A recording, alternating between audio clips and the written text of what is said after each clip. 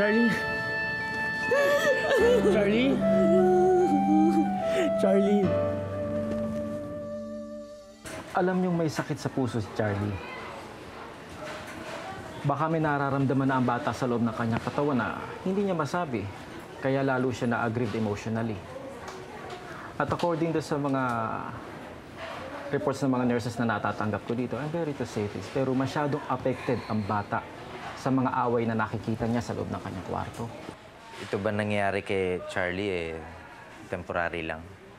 Well, maybe yes. Bata pa naman si Charlie and besides, lahat ng mga nararamdaman niya ngayon ay maaaring maghilom. Extra care and attention na kailangan ng bata. At higit sa lahat, isang bahay na puno ng pagmamahal. Yan naman po binibigay namin sa kanya. But he needs more. Kulang pa ba yung pagmamahal ko kay Charlie para kailanganin si Carlito? Sabi mo, I'm the world's greatest mom. Yung pala hindi. I'm a failure. No. Huwag mo akuin ang lahat.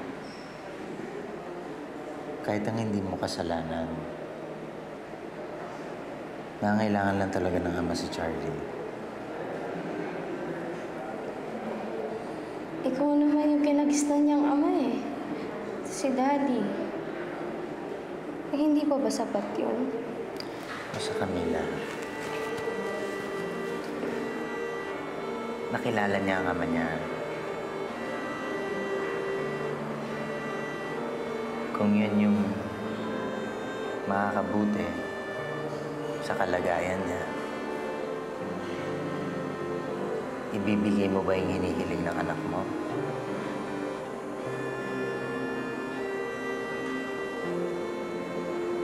Hindi mo lang makita si Carlito.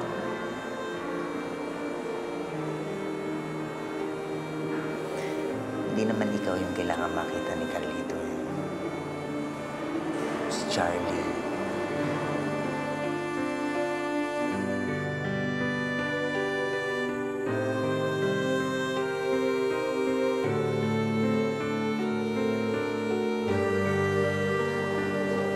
Carlito, kakausapin ko si Rosa kanila. Kung anong kailangan ni Charlie para gumaling siya, gagawin nating lahat. Salamat po, Tita Alicia. Balita ko, magkakaroon na ng kapatid si Lester. Kamusta na sila? Rosa, Mila, at si Rafael. Okay naman, bakit mo na itanong? Okay, sa house na tayo magpapahinga, anak, ha? Uwi na tayo, ha? Opo. Sige na, connect na doon. Nak, later, Nurse Jella will follow. She will take care of you, ha? Kanya na mukha mo. Anong gusto ng apo ko, you tell me, ha? Bakit? Oh, sama. Pwede ba?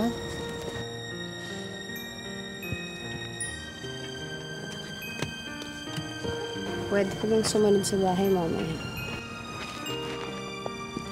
Sige, kukunin ko na yung kotse ko.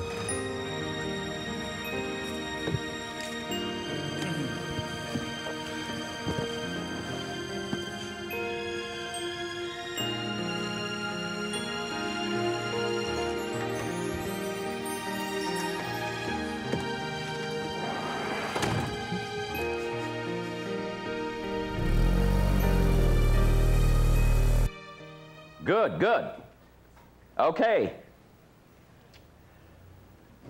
Nakalabas na si Charlie. Inuwi na ng bahay.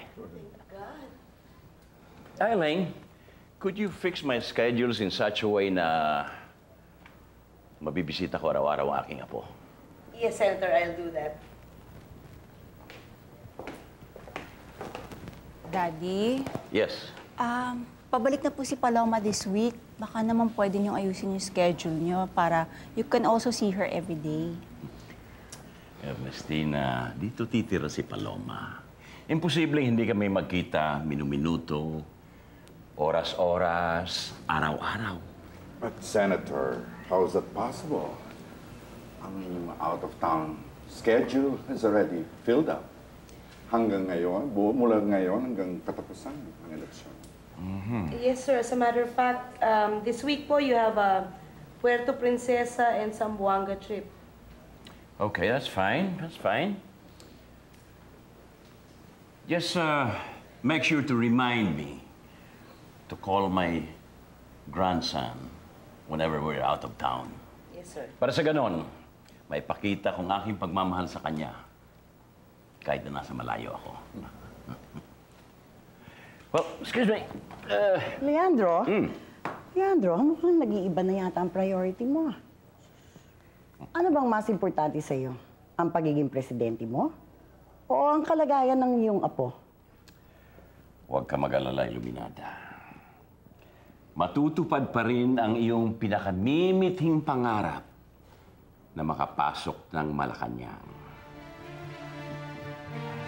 Excuse me? Surya, Soleng. Sir. Follow me? Excuse me, ma'am.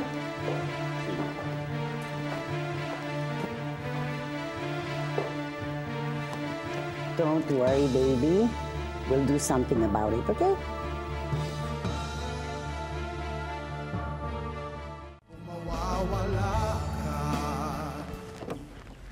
Boss, sandali. Gusto lang ho namin kausapin si Mr. Valiente.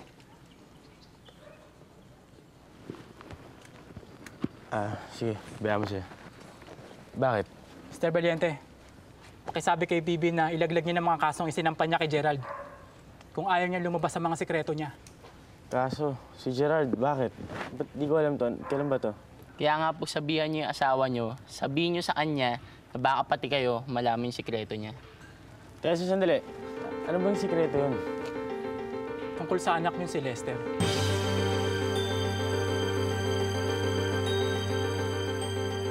Charlie, come nga. Kargayin ka ni tatay. Hindi ko kay Tata Rafael. Ha? Ayaw ba kay Tata Rafael? Charlie, may nararamdaman pa siguro to, hindi lang masabi. Charlie, let's go to your room na lang. Let's play! Let's go! Yippee! Yippee! O paano? Mauna na ako sa restaurant, ha? Magkikita pa kami ni Lucinda. Dadaan ka ba? Baka hindi muna kasi masyado pa akong busy kay Daddy. Rafael, ano ba nangyayari sa anak ko? Ba't parang sinusumpong? Ayaw na yata ng bata sa akin. Ito naman, ano ka ba? Ba't ka naman aayaw mo ng bata? Well, ironically, pareho kayong mahina ni Daddy sa Mindanao based on our surveys. Kaya dito tayo makikipagpukpukan. What about Mega Manila? Am I still trading, Leandro? Well, traditionally, Mega Manila is pro-opposition, so wala tayong problema doon. Excuse me, Amanda. Ang daddy mong oposisyon at tayo ang government. Amanda, Sorry. you better get your head straight. Hanggang ngayon pala, nakakalimutan mo kung kaninong side ka na. Well, Tomas, pwede naman namin pagtulungan ang Metro Manila. With the help of Real, of course. Oh, thank you, Tita Sharina. Tutulong na rin nga pala si Nestor. Napilit ka na siya. Totoo ba yun, Nestor? Paano ang asawa mo? Nakausap ko na po si Lucinda, Mr. Locsin. Nag-away na nga ho kami. Hindi na nga raw siya makikialam, kaya pinabayaan niya na ako.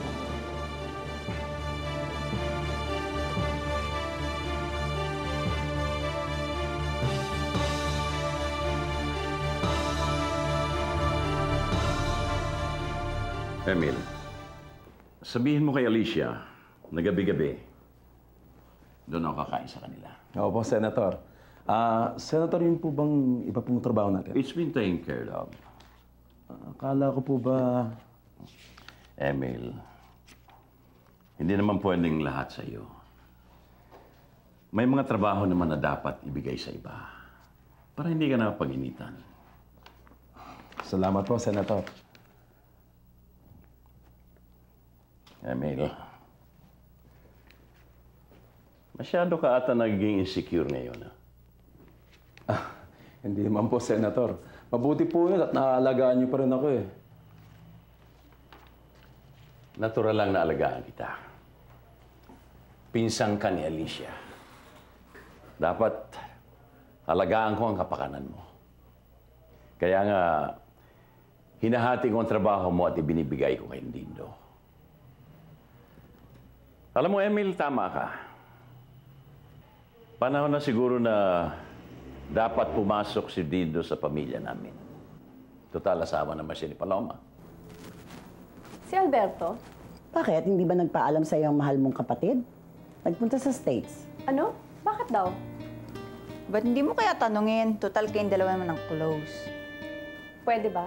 Wala akong panahon may paglaro sa'yo at Ernestina. Asan si Alberto? At bakit umalis siya na hindi niya sinasabi sa akin? Well, mas nakinig siya sa akin bilang isang ina, Amanda. Pinayungan ko siya na huwag munang makigulo sa eleksyon para makasigurong mananalo kanyang daddy. At hindi ang mistiso mong bangus na tsuhin. O paano ngayon yan, Amanda? Sigurado ng pagkapanalo ni Daddy. Talo na kayo. So, kahit sino nang manalo, pasok pa rin kami ni Mami. Either way, kahit sino piliin ng mga tao itong darating na eleksyon, kami pa rin ni Lucinda ang mga first daughters. Kay Daddy man o kay Tito Tomas. Kayo ang dapat matakot. Bukas na yan. Tulog na tayo. Hindi pwede. Kailangan to bukas ng umaga. Para makabisita na naman ako kay Charlie. Charlie na naman. Nagtatampo na si Lester eh. Siya nga pala. May kumusap pala sa akin kayo na dalawang lalaki tungkol kay Gerald. Totoo ba yung pinakulong mo daw siyang walang proof of charges? Ha? Ano sinasabi mo? Sino ba itong mga kumuusap sa'yo? No, hindi ko sila kilala eh. Pero pwede mo raw nilaglag yung demanda mo kay Gerald. Meron silang alam na sekreto tungkol sa'yo. Bibi na ba itong sekreto mong sinasabi nila? Well? Carlita, ikaw naman ang nagsabi. Hindi mo kilala tong mga taong to. So how can they know something about Lester? What? What have I said? Wala naman ako sinasabi na tungkol kay Lester na nabanggit nila sikreto ah.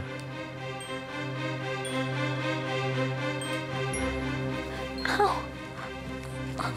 Carlito, ayoko. Madalas na sumakit yung tiyan ko eh. Alam mo, nagiging regular na to. Baka mamaya mo paano yung anak natin, Carlito? Ano? Dali na kita sa ospital. Hindi. Tawagan mo na lang muna yung doktor. Sige, Carlito. Oh. Sandali.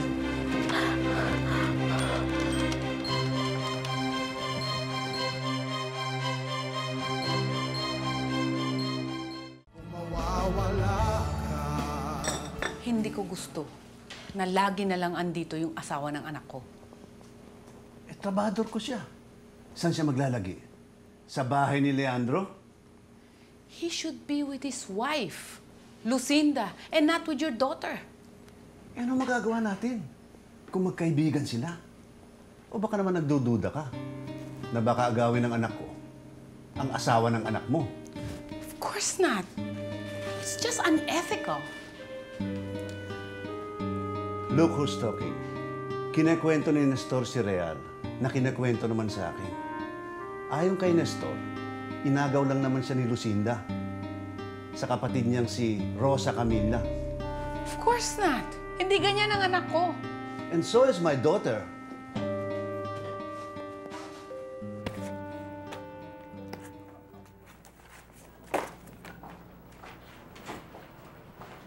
Sino nagpapasok sa'yo dito? Bigay ni Alberto. Any more questions? Akin yan. Bahay ko ito, ha? Bigay to ni Alberto sa akin, pues may karapatan din ako sa bahay na to. Total, Tita Iluminada, hindi ka na rin naman umuwi dito, di ba? Kay Daddy ka na umuwi. Hindi ka ba aalis? O ipatatawag ko mga pulis? O sige, tumawag ka ng pulis. Tingnan natin kung anong explanation ang ibibigay niyo kapag pinakausap ko si Alberto. Hindi dapat malaman ng mga pulis na buhay si Alberto. Ah, ganun ba? Eh di wag na kayo tumawag ng pulis. at iwanan niyo na ako dito. I really think we should focus on Mindanao because that was the weakest source of votes for the senator noong nakaraang eleksyon. Then perhaps we could schedule more trips in the key cities of Mindanao in the next months. Di ba, attorney? Yeah. Hindi ba natin ito pwedeng schedule this month? Medyo puno na po yung schedule niyo, Daddy. Pero pwede tayong sumundot ng isa o dalawa. Okay. And by the way, ako na nga palang gumagawa ng schedule ni Daddy kasi mukhang busy itong si Rosa Camila sa anak niya. Ano sabi mo? Ang sabi ko, ako na yung gumagawa ng schedule ni Daddy dahil mukhang masyado kang busy, hindi mo na ito naasikaso. Come on. Let's stop this shit-ass bickering. O baka naman... Magbabangayan ba tayo magtutulungan? Baka naman gusto mo ako nang gumawa ng lahat ng trabaho mo. Umuwi ka na lang, asikasuhin mo yung anak mo dahil wala ka ng silbi rito.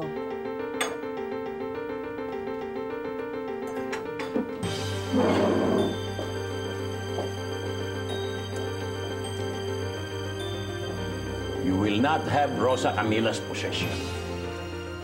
And who would do her job for you? That is for me to decide. Papatalo ka kay Ate Ernestina. Sino mag-aalaga kay Daddy kapag umalis ka pa? Pwede namang ikaw, di ba, Lucinda? Alam mo namang ayokong pumasok dyan parang ikaw.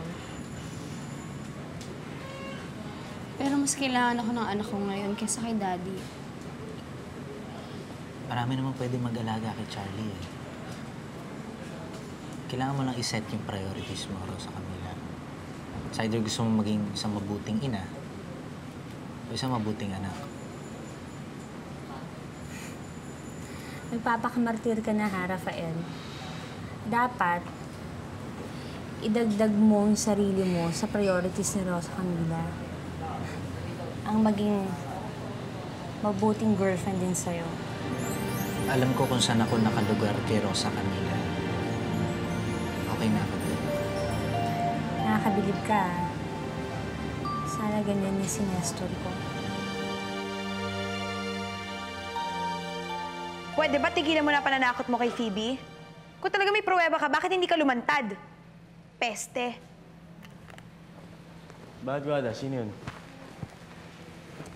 Wala. Reporter, ang kulit hinihingan ako ng isa pang interview. Hindi nga talaga. Narinig ko kasi yung pangalan ng Phoebe. Ano ba talaga yun? I told you, reporter lang yun. Alam mo, ako rin marami na ako ang warnings tungkol kay Phoebe. Hindi na sa telepono, pati personal. So, meron ka nalalaman, pwede sabihin mo na sa akin. Wala akong alam. Talk to me naman, please. Sabi ni Tita Angie, tsaka ni Lola Alicia mo, pag sila daw, kinakausap mo. At pag si Mami ayaw mo, galit ka ba sa akin? Naman pala. Hindi ka naman pala galit Talk to me na, dali. You tell me, you want ba something? You want me to do anything? I'll do anything, baby. Promise, Mommy, you will give me anything? Anything.